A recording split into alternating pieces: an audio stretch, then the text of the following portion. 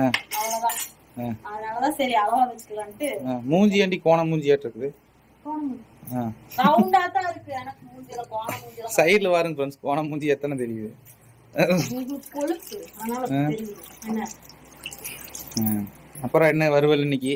வறுவல் வந்து பாத்தீங்கன்னா மட்டன் குழம்பு ரெடி ஆயிட்டு ஃப்ரெண்ட்ஸ். ஆமாங்க, தண்ணி ஊத்தி வச்சிருக்கேன், வேகணும். சரி அதுக்குள்ள ரசத்தை வச்சு வச்சிருவோம் அப்படின்னு சொல்லிட்டு தான் வச்சேன். நாட்டு மருந்து கடையில வந்து என்னை பத்தியமுக்கு சொன்னாங்க. இன்னைக்கு ஹாஸ்பிட்டலுக்கு வந்து பாருங்க கட்டு போட போனேன். போனதுக்கப்போ டாக்டர்கிட்ட கேட்டேன், சார் நான்வெஜ் சாப்பிடலாமான்னு கேட்டேன். தாராளமா சாப்பிடலாம், ட்ரிங்க்ஸ் மட்டும் வேண்டாம், அதை மட்டும் விட்டா போது உடம்பு ரெடி ஆயிருந்துட்டாங்க. இந்த புண்ணு மட்டும் பாருங்க ரொம்ப சின்ன புண்ணு ஆகி இவ்வளவு பெரிய வேதனை பண்ணுது. அதாங்க அது கம்பியே புண்ணு ஆனங்காட்டின்னு செப்டிக் ஆயிடுச்சு. இல்லாட்டினா இந்த அளவுக்கு பாதிச்சிருக்கு. செப்டிக் ஆயிடுச்சு. நான் ஊசி போட முட்டை ஒரு 3-4 நாள் அசால்ட்டா விட்டுட்டேன். தண்ணி பட்டே இருக்கவும் காலில் சீ கட்டிடுச்சு.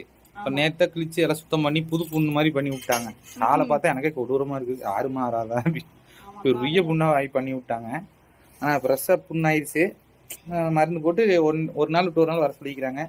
சரி நான்வெஜ் சாப்பிடலான்னு சொல்லிட்டாங்க. நான் லைட்டா அரக்கில் இட்டு வந்துக்கிறேன். நாங்கள் எல்லாருமே இவ்வளோதான் சாப்பிடுவோம். நான் கொஞ்சோண்டு பேருக்கு சாப்பிட்டு இன்னைக்கு வந்து இது 3வது வீட்டுல இன்னைக்கு வீடியோ எடுக்கிறோம். எங்க அம்மா வீட்லயும் வீடியோ எடுத்திருந்தா 4 வீடியோ இருக்கு. சொல்றேன் உங்களுக்கு.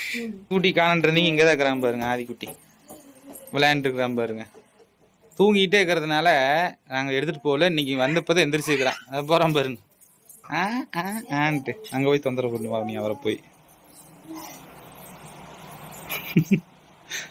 புடிங்க